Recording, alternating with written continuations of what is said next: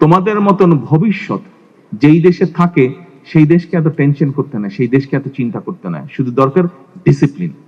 আরেকটা বিষয় তোমাদেরকে আমি বলতে চাই, আমাদের সকলকে কিন্তু ডিসিপ্লিন হতে হবে। দেখো, নিশ্চয়ই সোশ্যাল মিডিয়া বা পত্রপত্রিকা বা টিভিতে দেখেছো, আমি নিজে অনেকবার বলেছি তোমাদের আরেকটা, বিশেষ করে এখানে বিএনসিসি তোমরা যারা আছো, এর বাইরে অন্য তোমরা যারা আছো, তোমাদের সবার কাছে আমার আরেকটি হেল্প চাই আমি।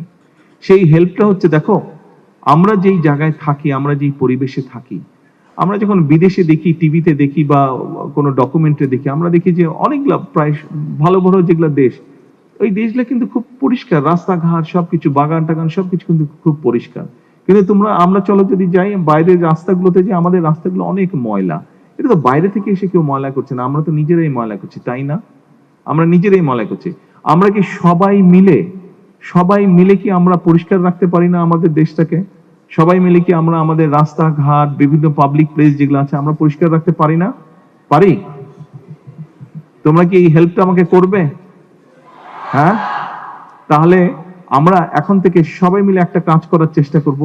আমাদের আশেপাশে কেউ যদি কোনো পাবলিক প্লেসে ময়লা ফেলে, জায়গাটা ময়লা হয়, আমরা পরিষ্কার করব ওটা যতটুকু সম্ভব, এবং যে ফেলছে তাকে আমরা বলবো এই কাজটা করা অন্যায়, তাকে আমরা লজ্জা দিব যে এই পাবলিক প্লেসে ময়লা ফেলতে হয় না, সেটা কাগজ হোক, খাবার দাবার হোক, যেটাই হোক, আমরা তাকে লজ্জা দিব যে এইখানে ময়লা ফেলে যায় না, ময়লা ফেলতে হয় না।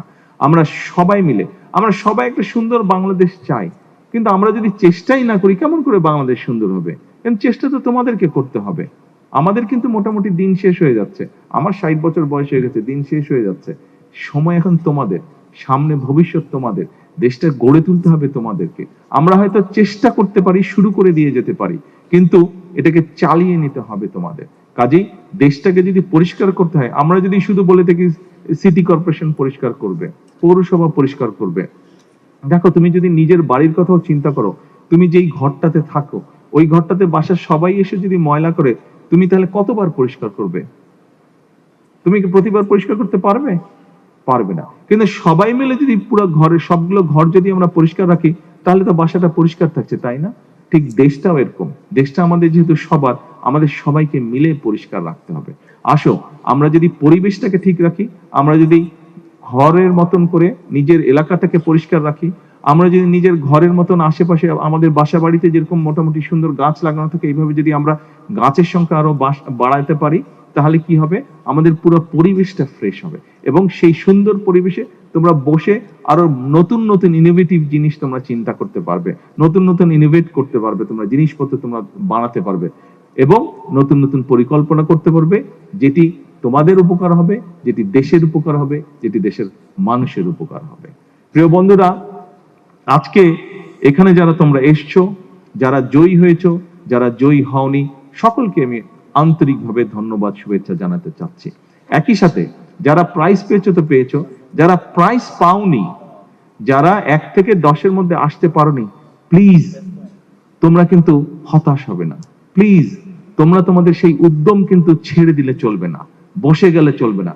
তোমাদেরকে নেক্সট ইয়ারের জন্য তোমাদেরকে আবার উদ্যমী হতে হবে, নেক্সট ইয়ারের জন্য তোমাদেরকে আবার তৈরি হতে হবে। পারবে? হ্যাঁ, পারবে? Very good, very good. একই সাথে আজকে যারা শিক্ষক আপনারা এসেছেন, আপনাদেরকে বিশেষ করে আমি আন্তরিকভাবে ধন্যবাদ জানাতে চাই। দেখুন, আপনারা শিক্ষক, আপনারা যদি এদেরকে, এই বাচ্চাগুলোকে আপনারা যদি ঠিকভাবে ডাইরেকশন দেন, তাহলে কিন্তু দেশটা ঠিক ডাইরেকশনে যাবে।